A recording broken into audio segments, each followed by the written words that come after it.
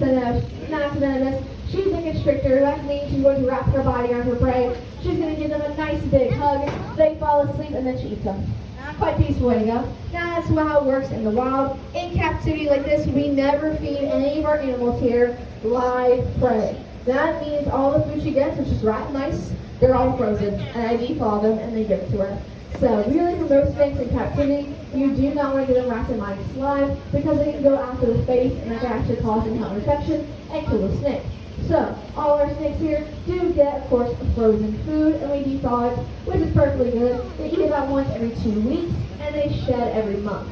And if you look right here, this is her midsection. She can actually eat an animal twice the size of this midsection right here. So even though she, of course, is a big snake, she can eat something much larger than herself, so twice the size of that midsection right there. So that's quite a big animal. So that's like cool to think of. Now, when they're able to do that, they're actually able to unhinge both sides of their jaw a complete 180 degrees. And you're thinking, oh, that can't be that bad. That's enough to do this to your hand. This is how much a snake can unhinge their jaw on both sides. It's 180 degrees. And most snakes, of course, besides venomous snakes have, of course, fangs. For a snake like Juliet, she's going to have tons of teeth on the top and bottom of her jaw, and they're all flipped in reverse. So they can hold on to that prey and slowly inch their mouth back and forth until that food is completely inside their body. Because I'm sure everyone notices snakes don't have hands. So they gotta work their mouth until that food is completely inside them, and it does take a couple of days to digest for them. So it's a kind of cool process to watch. And after they're done eating, cool enough, they actually yawn to reset their jaw. So I think it's a little interesting to watch at least. Alright, so I'll tell a couple more facts. So, here's the thing. Let's see if she'll do it. Are you going to do it?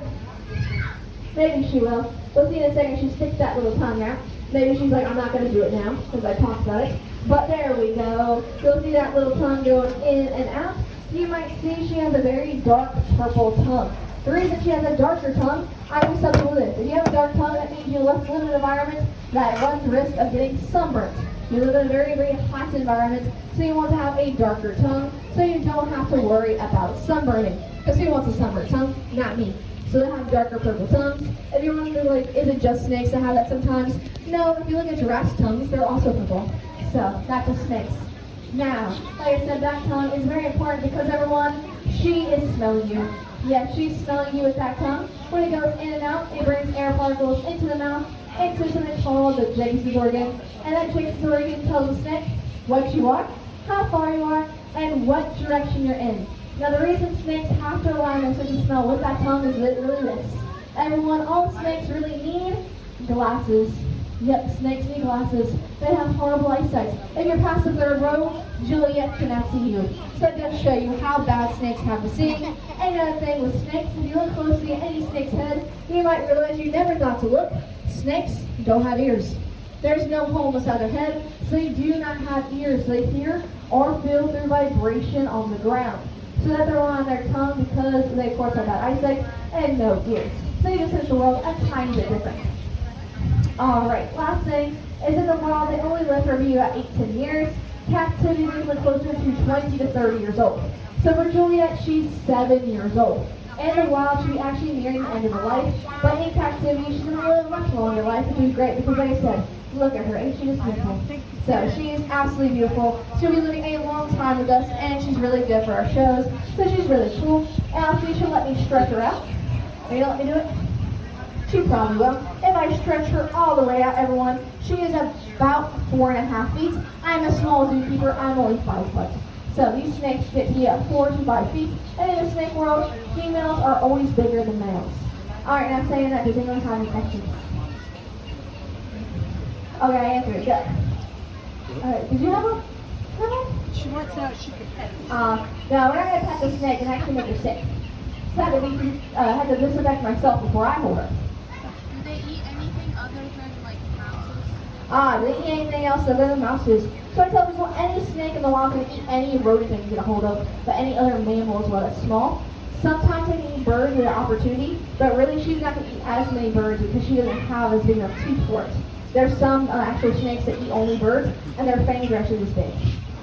So very, very big teeth. For her, she's going to, of course, go more for the smaller mammals to rodents. I'll get you two, don't worry. How big she gets? So I said 4 to 5 feet. So she's full grown. She won't get any bigger, but she's pretty much my size.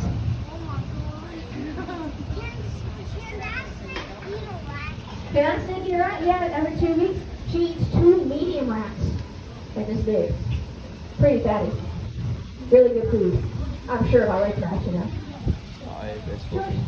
Last video for today, How she patterns on her? She was born this beautiful. So all rainbow boas have this exact pattern. But kind of like any animal, each one can be different and each fingerprint. I will have. But they all have this beautiful pattern. And when she is a water snake, they have this pattern to blend into the water. Now I will say this, I've never been to Brazil, but apparently they hang out in waterways, and this reflection looks like there's a rainbow look there. In reality, snake. So, something fun to think of when you go through the rivers. But yes, that pattern helps them apparently blend into the waterways in Brazil. Alright, that's a good question. Alright, now saying that, oh, sorry, little girl. She said we'll see heart. Alright, everyone, say goodbye to Juliet. She did such a good job. And then go ahead and grab our next animal.